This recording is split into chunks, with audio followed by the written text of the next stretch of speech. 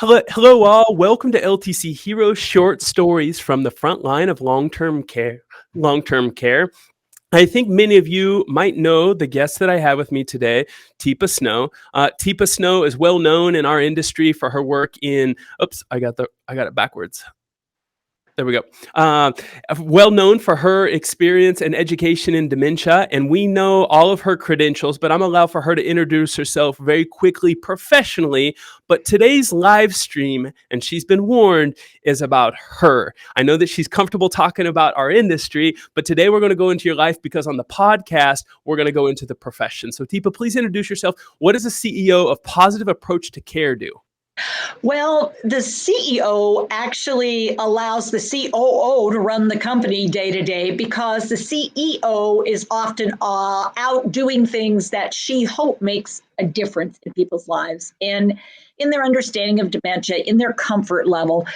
These days, she's doing a lot of TikToking and she's doing a fair amount of Facebook and she's doing a lot of virtual training and connecting because we still have this COVID pandemic heading around, Ugh. So, Teepa, in terms of your kind of mixing together your personal and your professional life, you have a lot of credentials behind your name. You have an MS, you have an OTR/L, which is an occupational therapist registered and licensed, and then you have a fellow of the American Occupational Therapy Association. Which of those came about first? How old were you, and how did it come about? So let's see. I got my OT degree a long time ago. That was in 1980. So, we're talking 42 years ago. I graduated with my master's in occupational therapy, and I started working in geriatrics right away. Mm-hmm. And I also worked in home care. I was at one of the first CCRCs, Carroll Woods here in Orange County. I was doing work there. And then I got an opportunity to work at the School of Medicine. So I was doing that. And I was working, home health up in the hinterlands of North Carolina, a small cinder block place. So I got my master's, my OT, and my license all pretty much at the same time. And then probably a few years later, working for the association as a volunteer, all volunteer work, a lot of that in my history. I got my fellow recognition for heading up the geriatric specialty section and doing the editorials and running the journal and the newsletter kind of stuff on that side of the street. So I put in some time, I guess you'd say. I think that there's a chance this next question might make you feel a little bit uncomfortable. Although I know most people can't make you feel uncomfortable, but I'm going to talk about your stardom. So when I discovered you, Teepa, 3 months ago, I was studying to be a CNA in the state of Kansas. And in my dementia training was your TED Talk. And I found myself crying. I found myself thrilled. I found myself proud of my father and the way that he took care of his parents when they had severe dementia. And I went immediately to LinkedIn because it was like 5 o'clock in the morning on Saturday. And my wife said, Peter, get all of your CNA stuff done today before our son wakes up. So I went to LinkedIn and I said, I just found the most inspirational video. I've shared it to all of my family on text.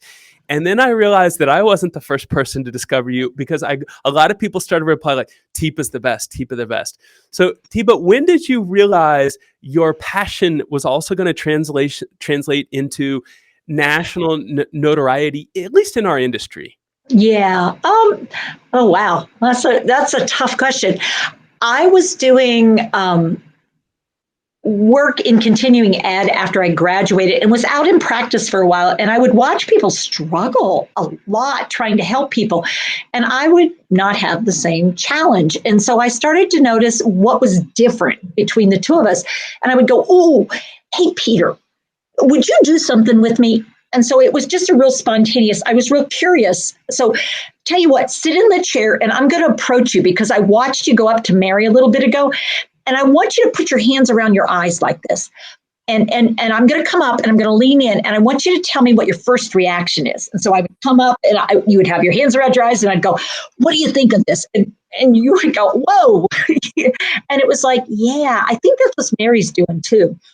So it's just sort of an intuitive watching something and really trying to figure out how to make it better, but not by fixing it, by helping you sort of maybe see it a different way and feel it a different way. So you got curious about doing something different, which is basically what I think is really essential for people who do this work, is to feel like somebody gets it. You get what we're trying to do. And it's like, how do we do it better? Because, that's what we wanted. We want to do the best we can, I think. That's really the name of the game. And when you discovered this gift, how old were you? And did someone help you discover it? Or did you right away create your own company? Or did you have kind of a mentor be like, whoa, Teepa has an amazing way of explaining things and teaching people. Let's help her blossom. Yeah. So I had the good fortune at that time. I was part of an interdisciplinary team, and we were actually what we call transdisciplinary. We were curious about each other's practice. And so we would work with each other and get better at the other person's skill set. So I had a nurse, a social worker, a family practice doc, internal medicine doc, and I had some really skillful care providers. Because we were doing a teaching nursing home. So I had some CNAs who were skillful at the work they were doing with people who weren't living with dementia. But then it would come to working with somebody living with dementia, and they would just like, don't know what to do with her. She just doesn't stay in the chair. She keeps trying to get up. And so it was an opportunity to try to learn with each other. So wonder what she sees that she's interested in. I wonder what she feels that she doesn't like. There's got to be a reason why somebody's trying to get up.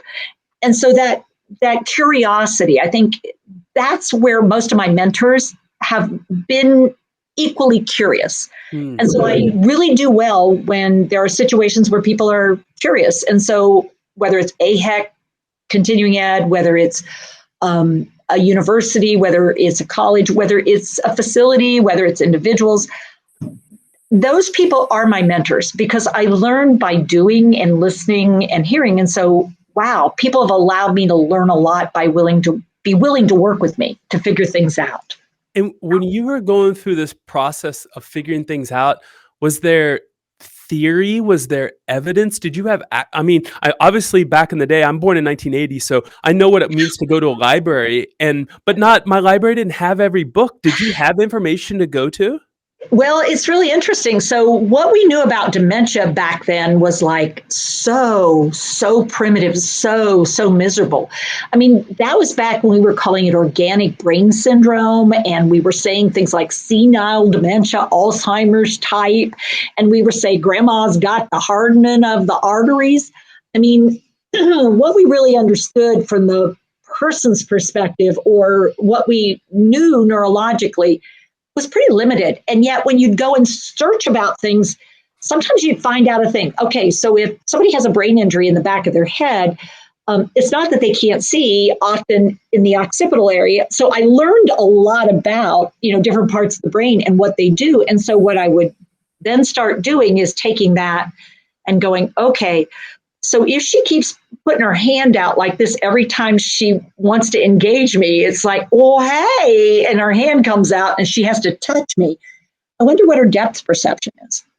And so that curiosity would take me back to resources and people. And do you think she could have depth? Oh, and then we'd look and it's like, oh my gosh, she does have depth perception problems. It's like, okay, so what does that mean? So learning by exploring and through experiences. And so, yeah. I'm going to ask you, I got a little bit of feedback. I'm going to speak quietly. I'm going to ask you a question in a roundabout way. When I first spoke to Polly on your team to line this up, I reached out to her, I believe the day that I watched you in my training for a CNA. I just knew that I wanted to talk to you. And my first question, I think, to her was, is Teepa her real name? And before you answer that, I'm going to ask you how many people ask you that Surely I'm not the only one. Well, usually it's interesting, Peter, because they usually don't ask me if it's my real name. What they'll say is, you don't look Native American, which is such an interesting. It's like, huh. I mean, with Teepa, apparently there's some connection somehow in people's minds that should be a Native American name, or you don't look Indian would be the other statement that gets made. And it's like, yeah, no, probably not. And it's sort of a sideways question, I guess, but they don't usually say, is that your real name? They usually say, gee, it's really funny. You don't look Native American. And it's like, I'm not. No. But they don't know how to ask, is that your real name? I guess or maybe it's such a weird name, they aren't even sure what to say about it. Is there an interesting story behind it? Oh, yeah. So my mom thought it was a cool thing to name a kid with an unusual spelling. You know, like if your mom would have said, oh, instead of doing it Peter, I'm going to go Petre, because I think it would be clever. So my mom thought Tina, a much more clever thing is Teena, Tina, with two E's. Mm-hmm. And what I've got to say to parents who get this idea is just don't. It's not clever. It's annoying as a kid to have to keep doing the thing, because Tina is just a weird way of spelling Tina, honestly. So, but as a teenager, I was working with kids with developmental disabilities. And I had a young boy, he was like 5, and Michael had a speech problem, and he also had autism. And so rather than say Tina, he couldn't say Tina. He didn't have the articulation skill. He'd go, Teepa, tell me a toy. Teepa, Teepa, Teepa, Teepa. And so he would say Teepa all the time. And he and I hung together a lot. And Michael was pretty vocal. And so all my friends who I also was hanging out with, because we were a little group that was doing this after school and weekend thing, they would start saying, hey, Teepa, Teepa. And so they started calling me Teepa. And so pretty much it became what people heard me called. And so they started calling me Teepa, and my family started calling me Teepa, and it became what I used. And then eventually I legally changed it to Teepa, because I truly am Teepa, not Tina, spelled funny. So Michael named me. So I got my name. It's a given name, not the one I was born with, but it is truly a given name. And then my middle name is both grandmothers, Lucille. And Lucille, Virginia, and Flora Lucille. As my mom said, it could have been worse. That is a unique story. I'm glad I asked, and I'm glad Polly didn't tell me, and she told me to save it for this. So, Teepa, can you tell me what you do outside of long-term care? I think you have a rather large extended family. I think you live in the southeast of the U.S. What are your hobbies? What do you do today at 6:30 when your computer's closed? Yeah. So I am one of those people, those sort of Renaissance people. I like a lot of different things. I have lots of craft background. So I knit, I crochet, I sew, I embroider, I do woodworking. We do household renovations. We redid all the counters, refinished them, and installed them in my daughter's house over the holiday. We build things. I do clay work. I do leather work. I enjoy macrame. I love going outside. I hike. I used to horseback ride. I haven't been doing that lately. I love working in the yard. I do yard art. So, I guess the question is, what don't I? I also cook. I like to cook. I love to bake.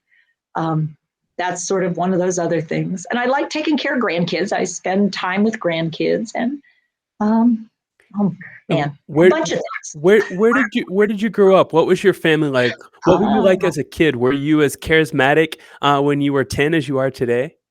Well, I was definitely one of those tomboy girls back in the day. If there was something to try, I'd give it a try. So riding on, like, we had ponies. We lived on a farm in West Virginia. I grew up in West Virginia and then Western Pennsylvania near Pittsburgh. But on the farm, we had a little mine pony, and we would lace across his back and say, giddy up, and get him to gallop and then fall off and roll to the side. And we'd build a trapeze in the barn and see how far you could swing. And, I was a risk taker, I guess is the best way to describe. I'm definitely a risk taker. I like to know what the risks are. And then it's like, sure, let's give it a try. What the heck? because, you learn more from making mistakes than you do just sitting still and not trying anything. So, if it's not too invasive or too personal, how did you yeah. meet your husband? Oh, well, we were both at college. We went to Duke undergrad. And the first time we actually thought each other stood us up because we were in two different floors of a dormitory. And he was downstairs and I was on the first level, but he was actually in the basement. And I had a motorcycle and we were going out to go eat. And I thought he wasn't coming, but we met doing theater work backstage. And that's how we decided we'd go out together. And it almost didn't work out, but then we did figure it out. What kind of motorcycle? It is a Suzuki 90. It was a dirt bike. Did he drive on the back? I taught him to drive. Yeah, that was my baby. It cost $20 to park on campus with a motorcycle, $200 if you had a car. Teepa, tell me a little bit about what you've learned from all of your work. What about your work in long-term care goes home with you in either the way you grandmother, the way you parent, the way you neighbor, the way you love your husband? We got to figure out our community, and we've got to be part of a community, because one way or the other, we are a community. And so if I'm not willing to come in and do the very hardest, yuckiest work, how dare I sit in a house and expect somebody else to do that? But at the same time, part of what I feel is really important is lifting each other up when somebody needs a break or needs something, but also to be willing to say, I need help, and could you come help me? I would really appreciate it. I think it's one of the biggest things we don't think about saying to a resident in long-term care is, listen, I could really use your help. And yet I could, because if you come with me, then I can get you to go somewhere, which means you're not sitting there. And when we get somewhere, then I'll be able to maybe assist you to get something done. But we're in a relationship. And so I think working on relationships that work, and working on relationships and saying, I'm sorry when, like, God, I'm really sorry. I surely didn't mean to offend you. I think I might have. Is anyone in your family coming into your company or into your passion for dementia? Is anyone, tell me more about that. Anyone in your family, any family members? Do you have any kids following in your footsteps? Oh, yeah. My daughter actually is the COO of the company. My other daughter does Spanish translations for us because she's sort of bilingual. And she also does, some kid care for us, and does work. We do volunteer work at an adult day health here in town. And so she's doing work there too. And my son, interestingly enough, is doing video editing, because that's his computer sort of more side of the street, and he does other stuff too. And then my husband cashes the checks. So it's a family-run business. Son-in-law does financials. So yeah. Thank you for letting me ask so many personal questions. Yeah, no, it's all good. I'd like to know, when you're interacting with someone in your community who's not from long-term care, what are the things that you tell them about it that's so unique and so special? Maybe they're open to either listening or learning. Maybe it's someone young who's thinking about what do they want to do. What do people understand about long-term care? Oh, wow. One is that it's complex. It is not one note. I mean, there are so many possibilities in long-term care. And if you're not thinking everything is a great big box store, sort of like not everything is Walmart. I mean, there are other options out there, and looking at what you're interested in and what kind of arena you want to work in and live in and be in, and where you think your mom would be more satisfied. There are so many opportunities to see residential care and long-term care differently, because it's not all the same. There is certainly not just one song out there, and there's so many melodies, and you really want to know that when you're looking around for a job or a place to live or a residence for somebody you care about. You really want to explore what all the options are, because there are so many different options. and they are incredibly varied. Teepa, as I start to wrap up, I want to just explain the process that I've gone through with anyone who might be watching. I've watched probably 10 to 20 of your videos in the last month, and I'm fascinated by your work. So that's why I specifically asked to divide up your personal and your professional work.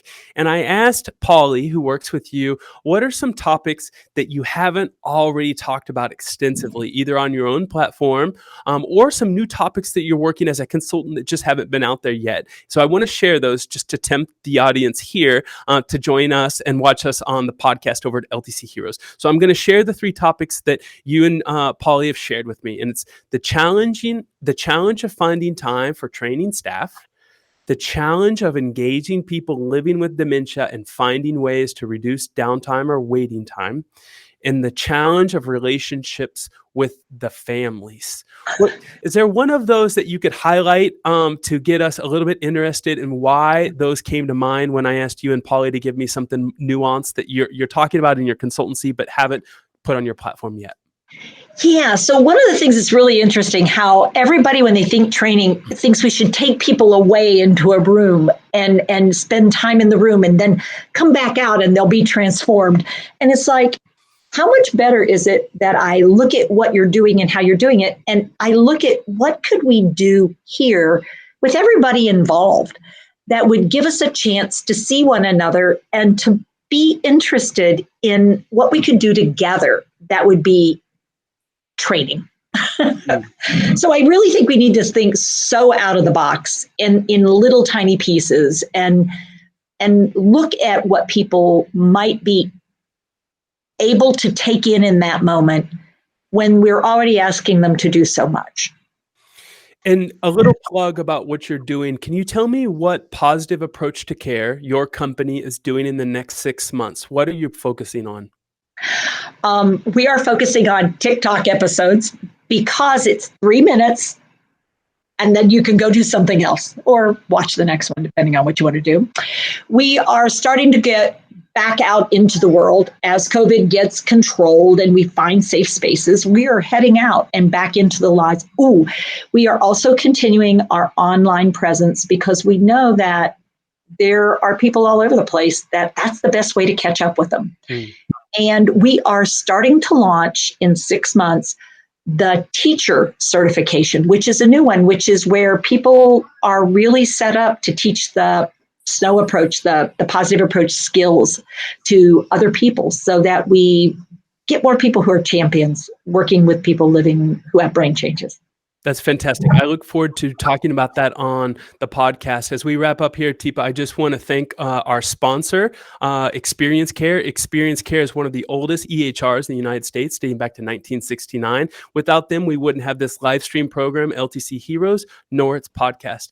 Teepa, Snow, thank you so much. I mentioned today on LinkedIn that I was starstruck to speak to you. I've been in the presence of Steven Tyler of Aerosmith and Beyonce, and you're way above that. So thank you so much for what you're doing in our industry, and your videos had an impact on me. And I documented my CNA training, and you're in there because you were one of the highlights. Thank you so much for joining us today. You are super welcome. Thanks. See you in a couple of weeks on the podcast.